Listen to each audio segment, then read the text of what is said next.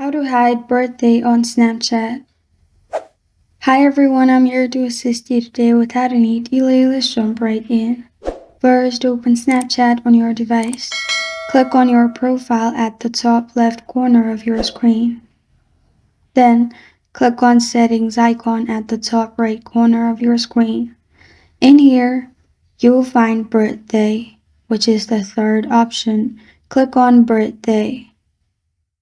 After that, to hide birthday, you can simply uncheck the box at the bottom, which is birthday party. As you can see, it's written, this will add a sticker next to your name, display a special birthday charm, help friends find and celebrate your birthday, and some other fun surprises.